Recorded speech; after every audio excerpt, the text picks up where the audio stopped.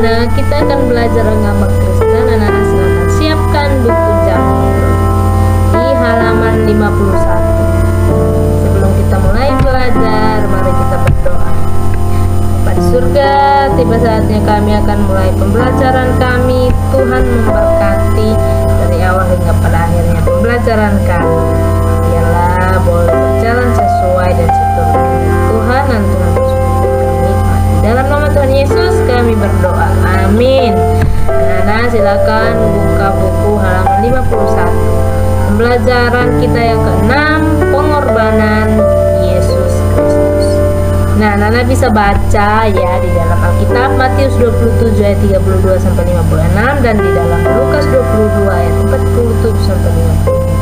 Nah, anak-anak, tujuan pembelajaran kita adalah yang pertama, bersyukur atas pengorbanan Tuhan Yesus yang telah menebus dosa kita semua. Kedua, mewujudkan pengorbanan bagi orang lain.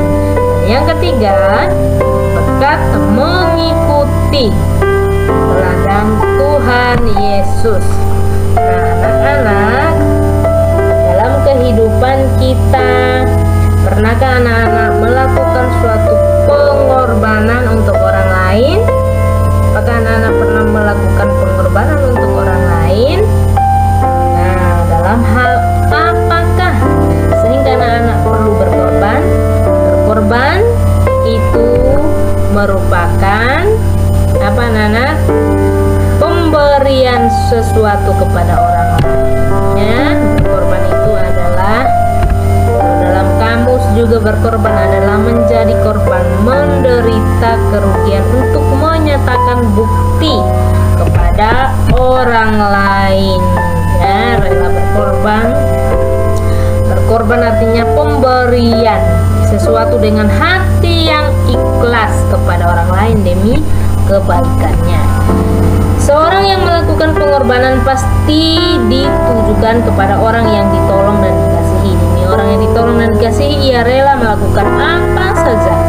Rela berkorban adalah suatu sikap yang terpuji. Orang yang berkorban merelakan waktu, tenaga, materi bagi hidup orang lain. Pengorbanan harus dilandasi dengan rasa tulus dan rendah hati serta tidak mengingat-ingat lagi apa yang sudah dikorbankannya. Ya, pengorbanan seperti kita hari ini belajar tentang bagaimana Tuhan Yesus mau berkorban untuk kita. Ya, rela berkorban adalah sesuatu sikap yang terpuji. Ya, kita akan belajar bagaimana kita berkorban untuk orang lain. Ya, berkorban juga pasti akan menghabiskan waktu. Ya, korban kita pasti akan menghabiskan waktu. Dan apalagi anak-anak, waktu, materi, dan tenaga. Ya, jadi pengorbanan ada 3 hal yang kita korbankan: waktu, materi, dan tenaga. Oke anak-anak, dalam sejarah pun dilukiskan dan menyatakan hanya satu pribadi yang rela berkorban dengan sungguh-sungguh. Ya, dengan sungguh-sungguh. Itu siapa?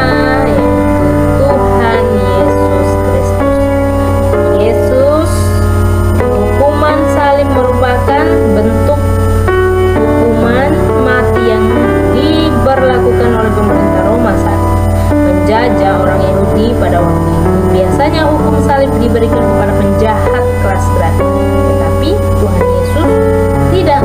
Tuhan Yesus dihina dan dicambuk, disalibkan hanya untuk dosa kita. Ya, pengorbanan Tuhan Yesus di kayu salib menjadi contoh bagi kita tentang bagaimana cara berkorban bagi orang lain.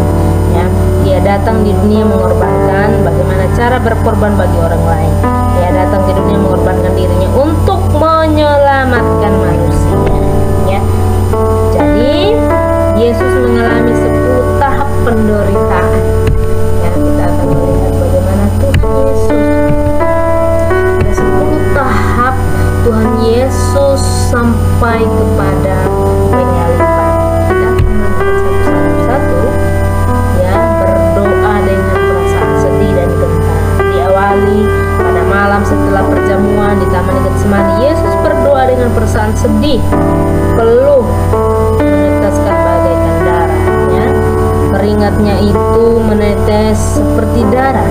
Yesus tahu apa yang akan dia alami pada besok. Anda bisa baca ya di dalam Lukas 22 ya teman-teman, 44. Ya, setelah itu Yesus ditangkap, diludahi, dipukul-pukul dan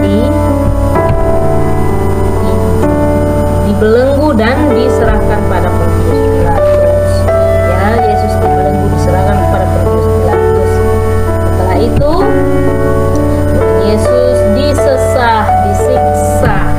Setelah disiksa, pakai jubah ungu. Ya, dipakaikan jubah ungu serta kepalanya diberikan mahkota dua. Yesus memikul salib yang berat. Ya, Tuhan Yesus memikul salib berat dan berjalan mendaki bukit Golgota. Yesus direntangkan di kayu salib, kaki tangannya dipaku, lalu salib itu ditegakkan. Ya, Yesus tergantung di kayu salib dengan keadaan menyedihkan. Dia merasakan sakit yang luar biasa. Ya, setelah itu sakit yang dirasakan Tuhan Yesus mencapai puncak sehingga Tuhan Yesus mengatakan, Eli, Eli lama sabachthani, artinya Tuhanku, Tuhanku, mengapa engkau meninggalkan aku? Dan di akhir dari penderitaan Tuhan Yesus mengatakan, sudah selesai. Ya, Yesus disalib untuk kita semua.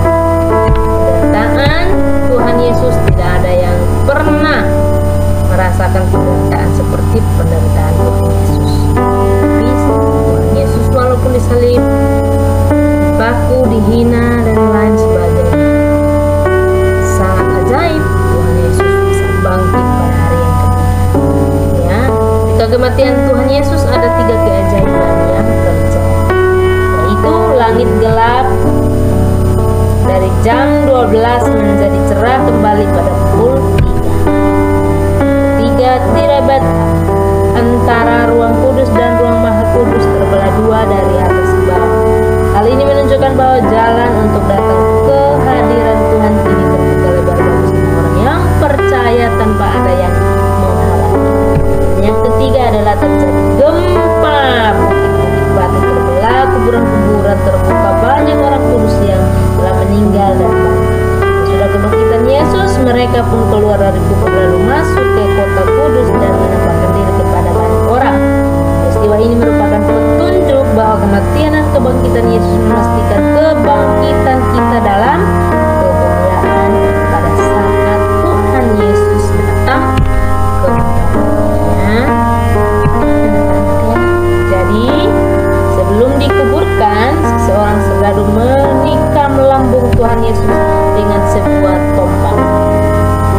Ya, dan Yesus merupakan gambaran ketidakmampuan manusia untuk melepaskan diri dari dosa. Manusia tidak bisa melepaskan diri dari dosa, sehingga Tuhan Yesus yang harus ditebus dari hukuman dosa, manusia bisa ditebus dari hukuman dosa. Salib bagi seorang percaya memiliki makna sebagai tebus dari hukuman dosa, diperdamaikan dengan Allah, dibenarkan karena iman.